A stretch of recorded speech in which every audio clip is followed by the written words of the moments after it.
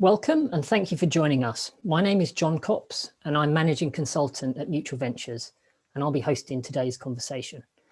We've got what should be a lively discussion in prospect on the future of integrated care reform, focused on what that means for local government and its relationship with the NHS.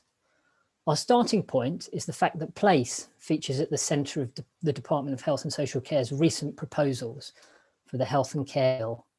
These proposals included goal of joined up working, underpinned by what it describes as place leadership. As we all know, integration is difficult to achieve. Some will say we've been here before with SDPs and other initiatives that local government and the NHS have never really resolved from that what partnership means. Today we'll be debating what all this means for the future. What is new in these proposals that will lead to change? And what are the opportunities and challenges in planning joined up services for residents and patients? Before we meet our speakers, an invitation for you all to use the Q&A facility at the bottom of your screen to ask questions. We'll try to get to as many of them as we can, and we can follow up with you afterwards if we don't get to you. My colleague Rosie from Bevan Brittan will be managing those off screen and will try to respond to you. We'll also send you a copy of the recording afterwards. So let me now turn to our four panelists who will introduce themselves. If I go to Alex first.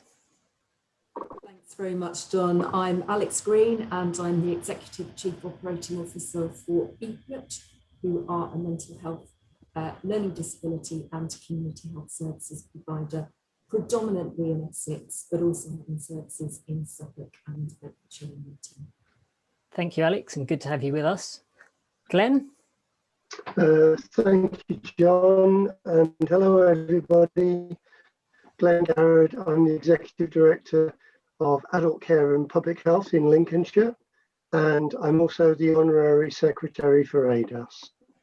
Thanks, Glenn. And Matt?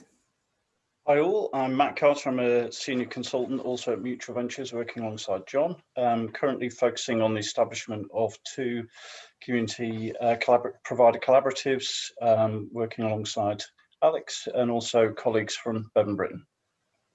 And Kurt Powell. Afternoon, everybody. I'm Gift Aujla. I'm a partner in the commercial and infrastructure team at Bevan Brittan. Together with my colleagues, we support local authorities and NHS organisations with strategic partnerships and collaborative structures within a range of services in the health and social care sort of sector, and that's on a national basis. And as Matt's mentioned, we're working with Mutual Ventures on some current schemes at the moment.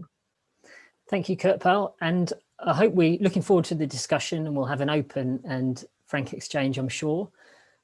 So just to kick us off, I want to ask all of you to give a short response to an initial question. So what one aspect or theme would you pick out from the Department for Health and Social Care's proposals that you think is important for achieving integrated care? And perhaps I could go to Alex first. Thanks, John. So I'm going to be cheeky, and there's probably two in here, but they're very linked, and I can't mention one without the other, I suppose. And no surprise, as a provider, that I'll highlight provider collaboratives. Hugely exciting, and I'm going to link to that the opportunity to be really creative in commissioning. I think that the white paper gives us that ability and space. I think the concept of commissioning is changing, and what we have here is the potential to stretch beyond the kind of traditional lead sub associate models to potentially the ability in provider collaboratives for commissioning at a local place level particularly. Excellent, and it's interesting to we'll discuss how local authorities and NHS providers can work together on those things. Glenn, how about you? Glenn, you're on mute. You know, that's the first time I've done that for all week. It's so irritating, isn't it, when it happens? So I think for us in Lincolnshire, the main topic of conversation has been governance and getting the governance arrangements right.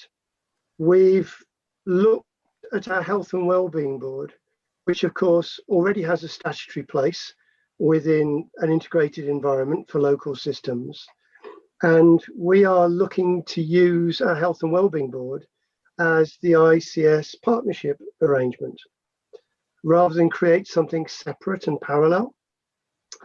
We think that will bring together an established forum with or existing relationships into a new theme around ICS that probably better prepares us for building on what we already have. We've got one of the largest pooled arrangements in the country. We want to go further, but we'd rather build on the platforms we already have and make best use of them. Thanks, Glenn. And health and wellbeing boards is something that features in the paper from the Department of Health and Social Care, but there's not much detail. So I think we can get into talking a bit about that a bit later. Kurt Powell. I think for me, it's probably the recognition within the paper of the importance of the wider footprint of reform, the link in with adult social care, public health, mental health, and probably conspicuous in its absence is the debate around children's social care and the role within place. So that, you know, the paper refers to the fact that reforms in some of these areas are going to follow potentially later this year. And I think that's really going to be quite key in recognising the importance of establishing a truly joined up system that sees the kind of the fuller picture of interfaces with all of those sectors. So I'm looking forward to seeing how this evolves and develops in the coming years, essentially, in all of these areas. And Matt, what would you pick out? Well, in our previous webinar on collaboration, we touched on the importance of shared purpose. But for this purposes today, I think, given this is a shift away from competition, that also allows a shift away from a focus on organisations themselves to more to what are each organisation's roles in delivery at system and place, and also enabling frontline workforce to work outside of historic organisational silos. Okay. So before we go on, I'm going to go back to you, Matt, and ask you if you can just put some of these reforms in context and briefly just describe what the proposed reforms are trying to achieve, the expected timeline. Of course. So the NHS long-term plan set out the requirement for all areas of England to be covered by integrated care systems by April 2021. We've got the stated date of April 2022 for the proposed legislative changes to come into force, including statutory body status for integrated care systems. The ICSs themselves will be two-tiered. There'll be an ICS NHS body, which will focus on day-to-day running, development of a plan to address the health needs of the system and setting the strategic direction.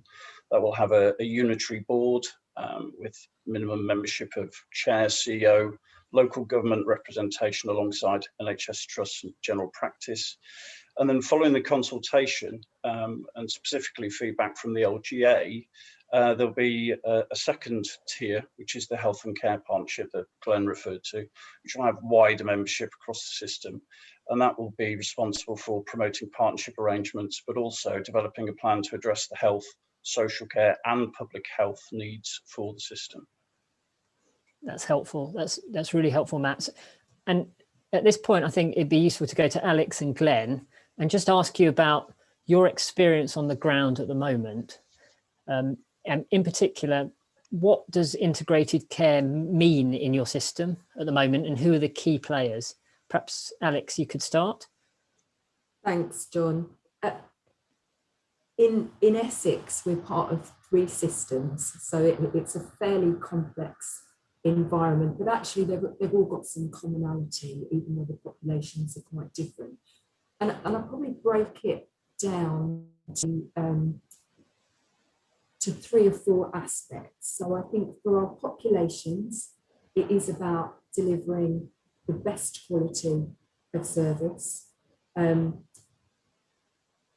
It's about removing some of the unwanted variation and the kind of postcode lottery that we so often see. I think there's a big piece in there about improvement of experience for staff as well, so we retain the best in our local systems, potentially working across health and care, and that we provide some stability for our staff, particularly after the experiences of COVID.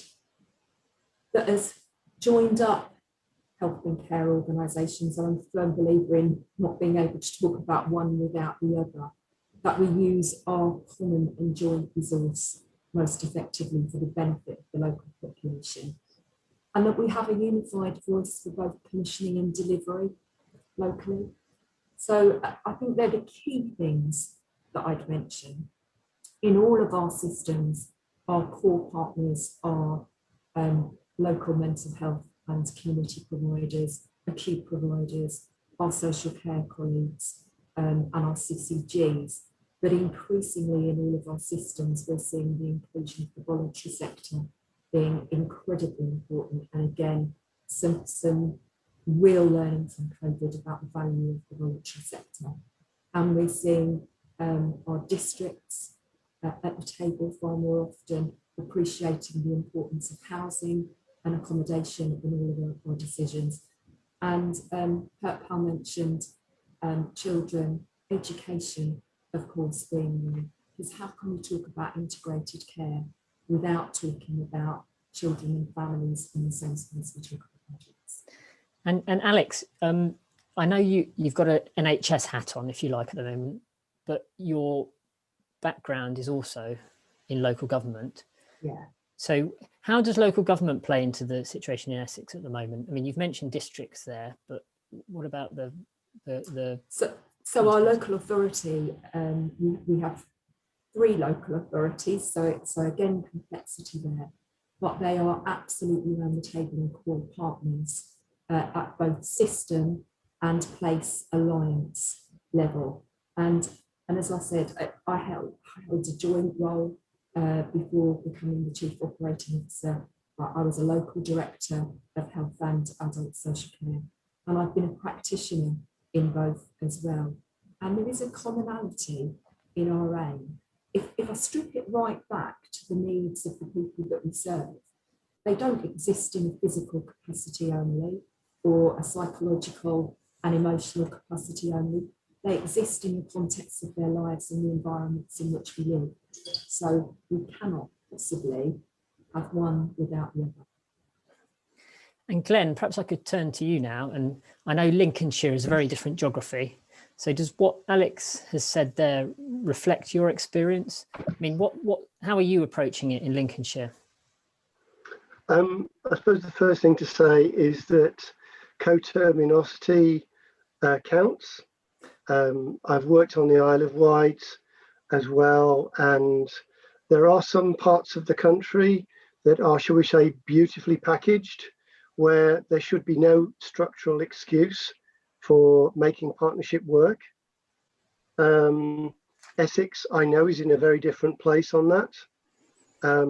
But it's also true, I think, that the Health and Social Care White Paper that we're talking about ostensibly is another policy nudge on a journey that we've been on with for about 20 plus years. So frankly, if we're not already doing this, we're in a bad place. And I think that's evidence in my own personal career. I was trying to integrate learning disabilities in Liverpool 25 years ago as an AD. I think the other challenge for us is that the local government structures in England are a mess. That's a personal view, but we've got multiple structures, very few of which work well with national policy, because the approach of national policy, if we think about the Better Care Fund and housing and the disabled facilities grants, lands differently depending upon where in the country you are. Mm-hmm. Alex, I think, has already mentioned the importance of district councils. From a housing perspective, that's a key cornerstone in better providing health and social care in Lincolnshire. We're probably one of the few systems with an agreed housing strategy for the kind of people I'm interested in from an adult care and public health perspective.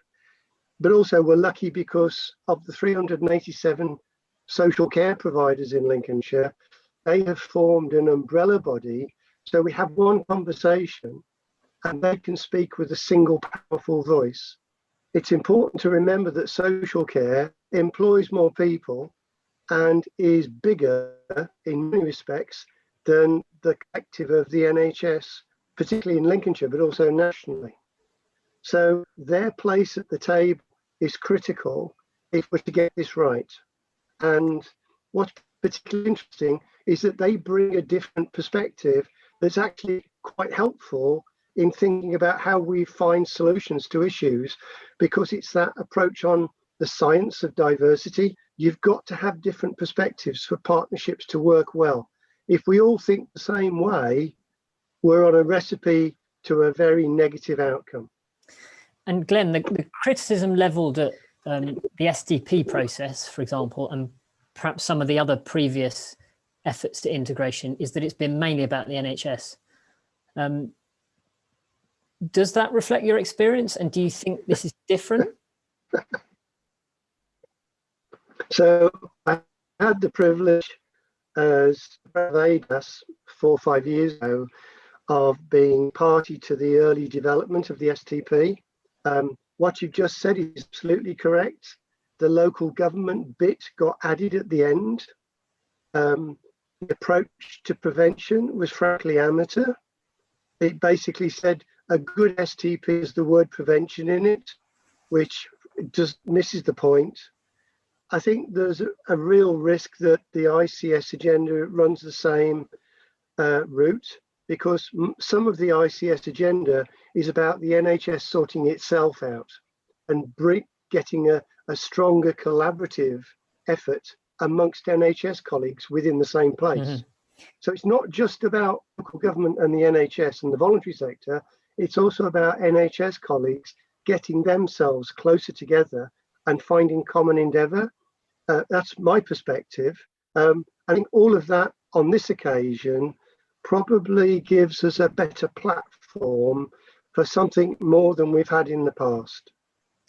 Well, that's an optimistic note, which is good. So, Alex, can I go to you and ask you about? So, a lot of stall has been put on equal partnership between local government and the NHS, and that's something that has always come back from the Local Government Association when you get these sorts of proposals. What do you think equal partnership actually means in practice? So I think equal partnership has to include shared and joint decision making, and has to include shared and joint delivery. And Glenn's just talked about our care sector providers. You're right, they are such an important voice in the system, and this is not just about NHS providers. I mean, the white paper talks about the triple aim, and it talks around the organisation of the NHS around the triple aim. How can we deliver the triple aim, which includes well-being, without our local authority partners around the table? The Care Act already placed an onus for collaboration where it made sense to do so. I think we can exploit any gaps in the paper, and I think there is a real opportunity at local place-based level to have some equal partnership, both in commissioning decisions and in material delivery of services. I think fundamental to that, Glenn's talked about governance arrangements, and I know we might talk about this later on. Fundamental to that is trust and relationships. Actually, without that, the governance fails. So that is so important to get there. What you've just said there about bringing local authorities in, I guess brings us to the issue of place and what the proposals call the primacy of place. So perhaps I could ask Kurt Powell what we know about the options for governance arrangements around place and place leadership. Thanks, John. Alex has just mentioned that the triple aim, and I think sort of key part of the delivery of the triple aim that the white paper recognises is some more supporting the commitment to place and strong community engagement. the ICS health and social care partnerships that are going to be established, and I'm using that word quite loosely, going to be established, as had sort of reference already very helpfully Glenn has made to utilising existing mechanisms where possible, and so we'll come onto that by way of options shortly. But essentially these partnerships are going to comprise of, importantly, local authority providers, NHS partners and other wider partner input to support that mechanism at a place-based level and importantly a local level. So whilst the paper recognises the importance of place and the focus on delivery on a place basis, the white paper doesn't go into substantive detail around how this is going to work. So it's leaving quite a lot of it to local arrangements. And that's not to say it's a bad thing. I think what's important to sort of recognise here is that, you know, we don't want to be creating necessarily new layers of governance structures or necessarily disbanding good work that's been carried out at a local level through STPs, other forms of collaboration arrangements. Again, as Glenn's mentioned, this is a journey that's been ongoing for at least 2 decades, and local authorities and NHS organisations have been seeking to work together on a local level for a number of years now. So I think it's quite helpful in some regards that the white paper does then give that flexibility to setting up governance structures that are relevant to the local health economy. I think it might be helpful in this regard to perhaps have a look at some of the other earlier NHS England papers when we're looking at the concept of place-based systems. One in particular, integrating care, next steps to building strong and effective integrated care systems across England. So that gives some more detail around NHS thinking around integration and the need for partnership working. In terms of place, I think provider alliances from a governance perspective are going to play quite a significant role going forward in the development of the ICS system at a local level. There is a risk that some of these provider alliances become dominated by sort of some of the health aspects of provision. If we take the example of an acute hospital, quite a large acute hospital being in a site, does that seem to become the focus of the provider alliance? There's a risk of that happening. There's some obvious allegiances again with NHS when we're looking at governance systems from a place basis. Colleagues will have seen the kind of influence or the impact of utilising primary care networks. Again, be interesting to see how that evolves and develops as the reforms come into being. So I think whilst there's no sort of clear recommendation around the place-based structures, the white paper does sort of refer to and acknowledge the fact that joint committees may be possible, and that the NHS ICS body may delegate some of its commissioning functions to place-based structures. So I think that gives us some of a flavour of what we might be seeing kind of evolving and developing going forward. I think I'm just thinking there's a lot there, Kirkpal. So I'm wondering how this will play on the ground. Glenn mentioned health and wellbeing boards. What's the role for them? And what is the role for local democracy in these structures? Sure. Glenn, do you want to come in? Yeah, thanks, John. The Health and Wellbeing Board, of course, has elected representatives on it. Most councils have that structure. So you've already got a preset asset, if you will. It would seem foolhardy to ignore that in creating new forums, new structures that run the risk of losing the existing relationships that we've built up over the years. I very much agree with Alex. Trust, meaningful relationships are terribly important. I think the challenge in any system, place, whatever, is how many relationships can you genuinely have that are meaningful? And you've got to find a way of helping colleagues think about the voluntary sector, the social care world, district councils, all of whom need to find a meaningful relationship. But if you've got 387 providers of social care, even with the best will in the world, you're not going to have a meaningful relationship with them all.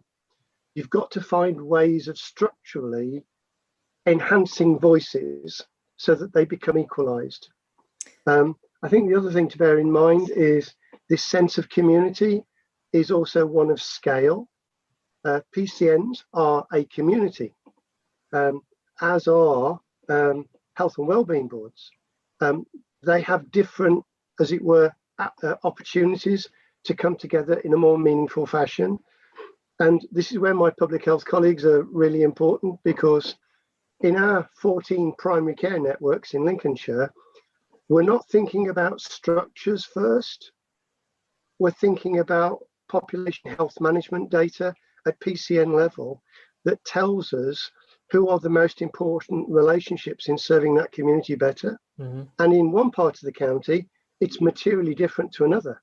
We know, for example, that in one part of the county, the average GP sees a third of his or her caseload are people between the ages of 18 to 25. It happens to be a university city. If I go to another part of the county, the typical relationship and the number of cases coming through the door at the surgery will reflect an older population with different needs and long-term conditions.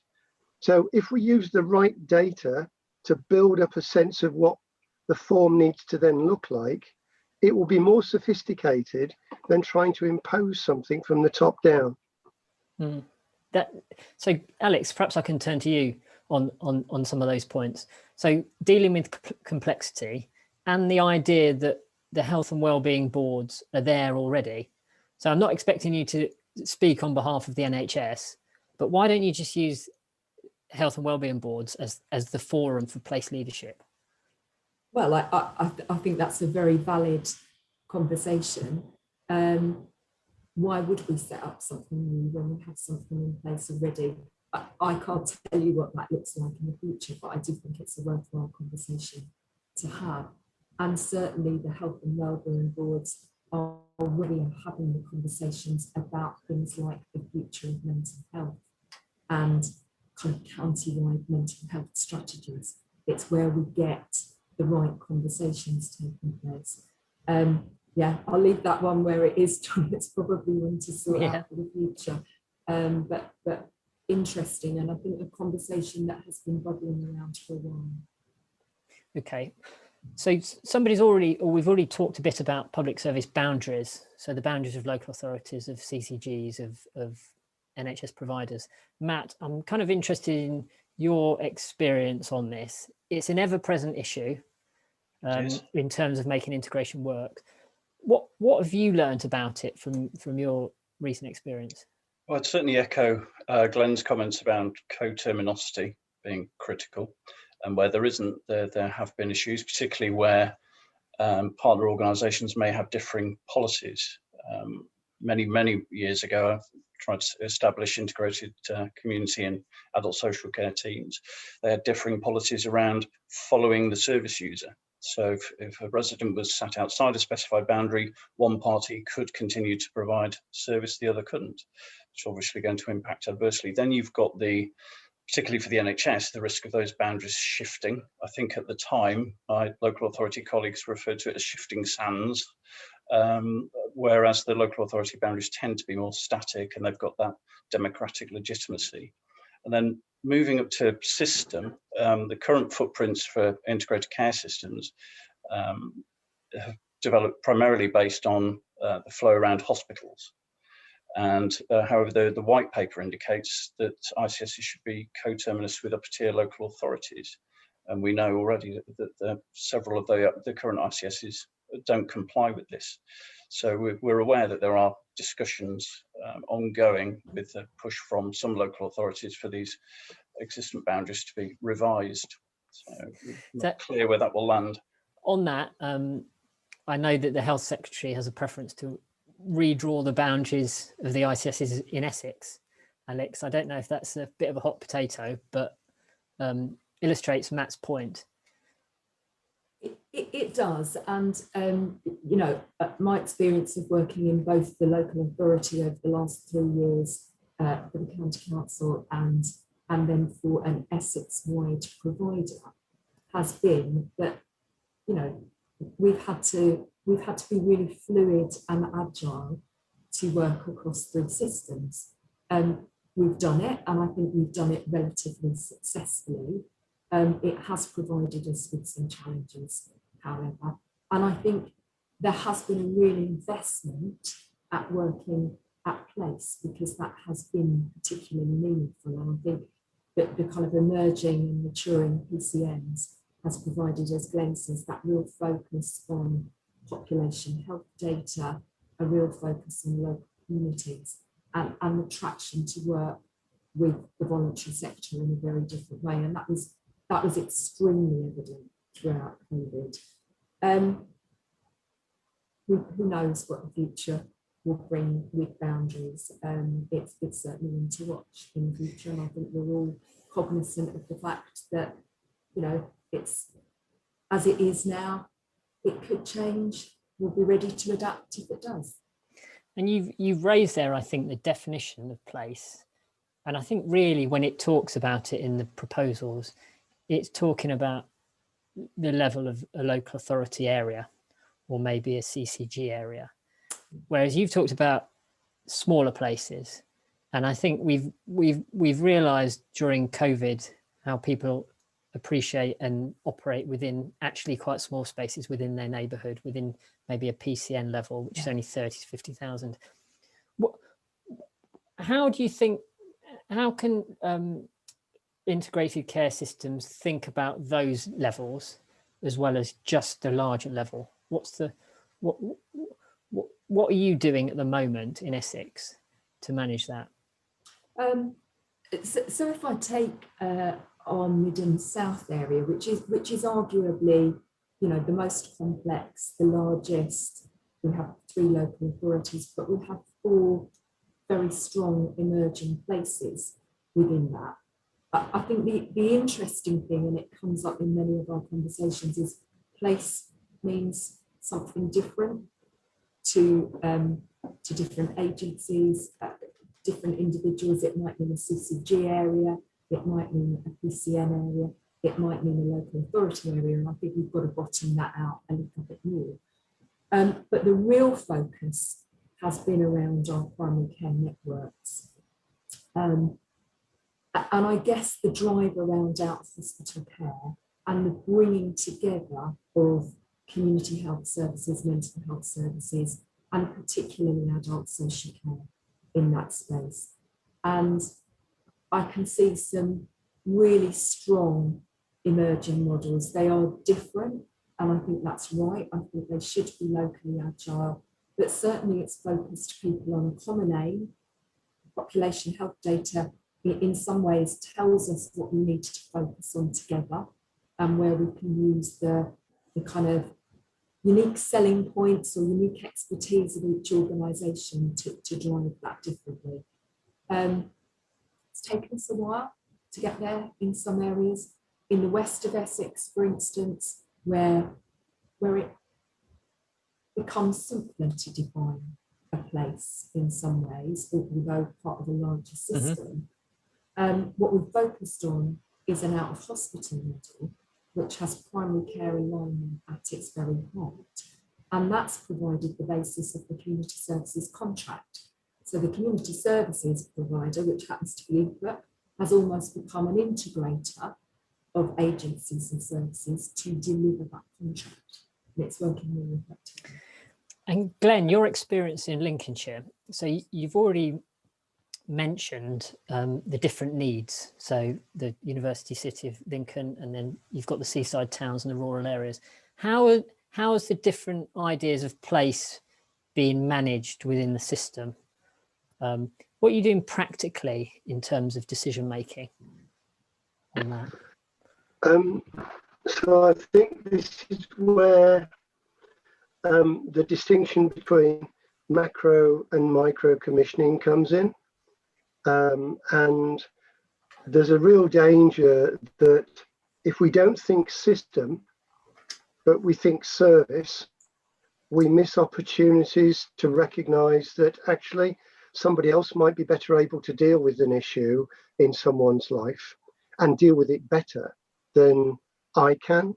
The NHS is very good at drawing people in, not necessarily to best effect.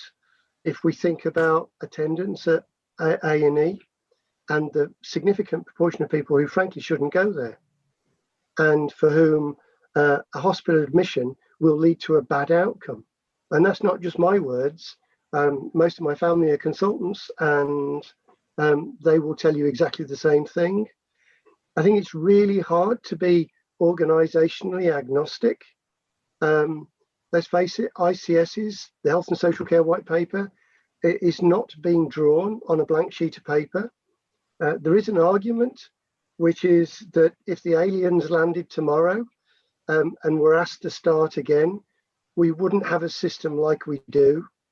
So we're constantly having to iterate a system that is dynamic and ever-changing across a range of different contributors. We think about Northamptonshire, that's moved to 2 unitaries from 1 county. The ripple effect on NHS colleagues has not been thought through, I suspect, at a national level. And we need to recognise that it's not just a sense of geography and place or population here. It's also a question of when is the right time to have a good idea, and the time frame in which we're working rarely gets thought through. So if I give you an example, my NHS colleagues and we have talked about transforming care and returning people from inpatient facilities into Lincolnshire. Those inpatient facilities could be anywhere in the country. We've realised rather late in the day that the acute system operates on a time frame that's a very fast moving clock. Mm-hmm. If we go to housing and finding housing solutions, it operates on a comparatively geologic time frame. It takes years. If you don't think housing first, then thinking health first is sometimes too late because you've got it the wrong way around. So there's something about the critical path here in better supporting people around all their needs. So the whole system approach better reflects people's whole life needs, particularly for working age adults. And we're very quickly realizing that those conversations need to change if we're better able to support people and also encourage greater senses of connectivity within communities and better uses of digital opportunities. But if we don't join these dots up, again, we end up addressing individual needs, but not the whole person's needs. And that usually doesn't deliver better outcomes. I think the idea of system working together is, I mean, it's absolutely critical. The question is just how you do that. Alex, you want to come in? Glenn, you said something that was very meaningful there. You said the NHS sucks people up, and I can absolutely see that. We're very good at putting people into beds and taking care of them, and in some way contributing to that kind of people being passive recipient of care. I think we've moved some way from paternalistic models to much more person-centered models. I think as a secondary mental health provider, what we're doing is making a conscious shift left towards primary care, really embracing the prevention and early intervention agenda, whereas historically we may have said, actually, there's a boundary there, and this is our secondary care remit.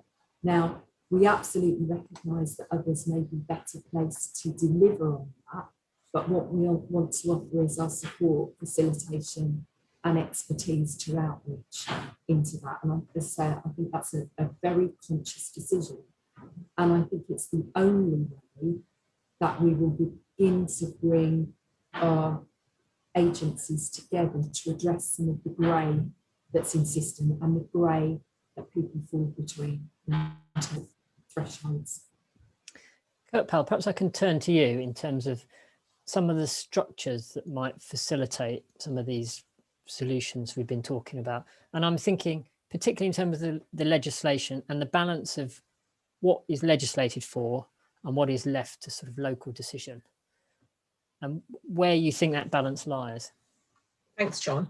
I think from a legal and a governance perspective, we've probably got sort of legislative powers already to facilitate some of the integration that we've been relying on for a number of years already. Colleagues will be very familiar with the Section 75 framework and the setup. And I think we mustn't lose sight of that, really, because we've been talking about wide system integration. We have got the flexibility and the powers under the Section 75 regime to integrate closely around health, housing, and you know, what wider social care provisions. Traditionally, Section 75s have been used sort of within comfort zones and quite discrete services within health and social care. But actually, I think there's a much wider framework there, a range of statutory functions that can be kind of combined together. And by combining, I mean possibility of joint commissioning, possibility of delegation of certain commissioning functions. And I think what's going to be quite helpful is to look at a local level at what we are kind of seeking to achieve in terms of outcomes for system-based work, then look at the statutory functions that we've got already within the system and how we can help make those work. I think form always needs to sort of follow function. We can't sort of necessarily start the conversation by saying, okay, so what are we allowed to do? What does the legislation let us do? And let's work on that basis. I think the legislation can be used relatively flexibly to achieve collaborative working. I think what's interesting in some of the language used in the white paper, and perhaps an indication of what's to come, we've seen sort of, you know, the use of collaborate stroke cooperate. You know, we could sit and argue whether legally or in sort of layman's term there's actually any difference within that. But what I'd be interested in seeing is what legislative reform do we have potentially going forward, looking at the concept of joint strategic needs assessments, the health and wellbeing boards going forward. You know, will that happen as an iterative approach as local health economies develop their own model? Will we potentially see more legislative changes around functions and powers that follow that? I think we might do, and I think that would be quite helpful to facilitate that. I think another area that I'd like to mention that's to do with sort of statutory reform and governance structures is actually the statutory footing given to the Better Care Fund under the white paper. That's been one of the success stories, I think, of recent years in the development of sort of quite specific areas, sort of service-based integration. But I'll be interested to see how that actually, again, evolves and develops in wider sort of place-based partnerships. So I think the final point I'll probably mention in this regard, John, is when we're looking at statutory reform and we're looking at the ability of NHS, local government and other partners coming together, is that the kind of systems that we have in place around procurement, around finances, you know, those sort of potentially have been traditionally barriers to kind of closer working. You know, is there a means to help to sort of plug some of those gaps that we've got currently in enabling all of our systems to be able to work together and talk to each other, so that, you know, is it appropriate that NHS will be subject to a slightly different procurement regime to local authorities? You know, how will we make that work going forward? I think those are going to be some of the challenges that need to be addressed. And just to jump in on that, Kirpal, we've had a question around how we see the proposed legislation interacting with the public procurement green paper. I don't know if you've got any brief thoughts on that. Yeah. I think this is, for me, this is another really good example of seeing perhaps how at the moment we're going for quite strategic system-based whole system sort of NHS reform. You know, this is a significant change within healthcare system. We're not necessarily following that up with a significant local government structural reform that's whole scale. And I think this is another example where there will be challenges in the systems being able to talk to each other. Having said that, there are ways and means around those challenges, but they at the moment will have to be dealt with at a local level. So, for example, you know, if sets of organisations across the sectors are coming together and they're going to be subject to different procurement regimes, there will be ways in ensuring that both organisations, sets of organisation, meet their respective procurement obligations, but it's going to involve some creative thinking at this stage, I think. Yeah, thank you, Kurt Powell. Matt, I wonder if I could just come to you as well on a question of what you, from your experience of helping local authorities and NHS providers, what would you say the most important factor is in securing the relationship between the two? Well, I think we always come back to the shared purpose, don't we? The shared vision, and defining that at the outset, and consistently referring back to that throughout the process, so you don't lose sight of that. I mean, off the back of that, you can establish what we refer to as red lines, you know, the absolute must-haves and must-not-haves. But I think, I mean, we've seen it, you know, firsthand in the response to COVID. That shared purpose is critical and actually facilitates and enables that integration, that collaboration. Yeah, and so Glenn, have you managed to create that sense in Lincolnshire? So you talked about nationally some areas being coterminous and then having absolutely no excuse not to do integration well. Does that apply to Lincolnshire? I think the point here is that there isn't one answer to this. There are many answers, and they rest in place. There needs to be a business case for integration, because it's integration for what purpose? What subjects are we talking about? Not all the activities that we perform as a council should be integrated into the NHS. And you asked the question, I think, about whether collaboration is better than integration, because if you start to talk about integration, some people interpret that as a structural reform, which in itself draws energy and enthusiasm and resource away from delivering something better on the ground. So there's something more about common endeavour here. How do you find common endeavour? And national policy can help create the right environment, but ultimately it comes down to relationships. I think it's also important to recognise that part of that is experimentation with what works, because again, there isn't a single answer here. If we think about Greater Manchester, that's still an experiment. It hasn't gone anywhere. It hasn't been applied anywhere else. A few years ago, we used to talk about earned autonomy. I can remember Simon Stevens talking about earned autonomy. But again, that has not gone anywhere. And we have a very centralised system in England, which in a way is part of the issue if we're to truly develop place-based solutions. The contrary argument to that, of course, is that you get postcode lottery arguments coming to the fore instead of what I would describe as managed difference, because managed difference can be legitimate, but from a national perspective might lead to very different solutions depending upon where you are.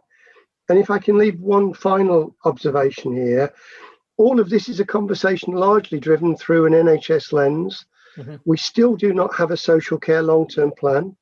We still do not have long-term funding for social care. We still do not know what the government intends about social care funding in the future. So this is a coin upon one half of which has been written on. The other is completely blank as far as a national policy line is concerned. So we're trying to fill in some of the gaps as we go. I think that's a really good point to kind of end on. Actually, Alex, can I turn to you and just ask about what Glenn said about common endeavour between the NHS and local authorities. So given that NHS is quite a centralised system and local authorities are about local democracy and what matters to people in a particular area, how can you balance those two in this integration argument? I mean, I think that's been one of the tensions that's been playing out, the kind of the challenges at working at system level and then at place-based level. And I do see some of that dissipating, and I do see the white paper giving us some opportunity to address and drive local ways of working far more. We know through COVID that stronger communities recover more quickly. There are some fundamental principles there. And I just wanted to pick up on something that Glenn said. We talk about integration a lot. It's an overused word in many respects. The language of partnership, collaboration, it is actually much more useful, I think, and does draw and corral people together. But we need to ask ourselves some really fundamental questions. In our drive for integration locally, does it add value to our local populations, to the people we serve? Does it add value to our staff groups? Because actually we can't deliver services without them. And if it doesn't, why are we doing it? And I use the example of the further integration of physical and mental health, because that's one of my primary ambitions, but where it makes sense to do so. We know that people with mental health conditions, particularly severe and enduring mental health conditions, have poorer physical health outcomes. We've known that for many years. It makes sense to work together on that, particularly at primary care level. Do we integrate all of our services? No, because some of them are very specialist. And as Glenn says, we don't integrate all of our functions because it doesn't make sense to do so. So I think we've got some checks and balances. It isn't about integration per se, because that solves all of the problems. It doesn't. It's where it makes sense to do it and it adds value to the populations that we serve. I think they're good challenges, Alex. I think those straightforward questions, why are we doing it and what value is it going to add? I'm conscious that we're approaching the end. So to wrap up, I'd just like to ask all panelists, maybe Alex, you could start, for their views on the question on what opportunity for integrated care are you most excited about in the coming year or two? So just one thing that you're optimistic about. I guess I'd need to focus on provider collaboration, because I'm seeing some material benefit from that already. It's something we've concentrated on locally, and I think we can deliver some much better outcomes for the local people through stronger provider collaboration. And Matt, one thing that you're optimistic about? Yeah, I'd echo Alex's comments, particularly around outcomes. And with Glenn's caveat that this is only one side of the coin, it does feel like a significant opportunity to focus on the wider determinants of health, that prevention agenda, and also, maximising the strengths of each partner organisation rather than thinking about service and organisational sovereignty. Kurt Powell? I think from my perspective, I'd be interested in seeing how, on a local level, the COVID recovery and resilience planning fits in with the integration agenda. I think what the pandemic's clearly done is exacerbate those health and social care inequalities that sort of exist across all age groups and socioeconomic groups, sort of on a national basis. But I think what it's done in a very positive light is highlight the critical work of local government, NHS, and other organisations in addressing and tackling those inequalities and providing support to communities at a wider level. So I'd be interested to see how that fits in with the kind of broader integration agenda. And Glenn, what are you optimistic about? Optimism comes with my job title, John. So it helps a lot. Despite all that might happen, it's good to remain optimistic. I think Kurt Powell's right. A post-COVID government probably has a slightly different psychology along with the population that might help with more profound levels of reform. I also think that we've got a busy legislative programme ahead, and I think social care reform is most likely to happen in the next 12 months at a legislative level than we've probably had opportunities to see in the past 5. But also I think this notion that the PM keeps talking about levelling up. I see that when applied to our world as parity of esteem, and the levelling up of social care in the context of a governmental focus that has been too concentrated on acute in the NHS in the past. Thank you all. And so just to wrap up, I'd say the relationship between local government and the NHS is obviously vital in making reforms around integrated care work. It's understandable in some in local government will roll their eyes at another initiative, but this does have the potential to be different, and there are opportunities. We've heard from our panelists around provider collaborations, focus on the wider determinants of health, looking at a post-COVID approach and a post-COVID legislative agenda, and also levelling up social care to have parity of esteem with the NHS. That said, as always, there's loads of moving parts.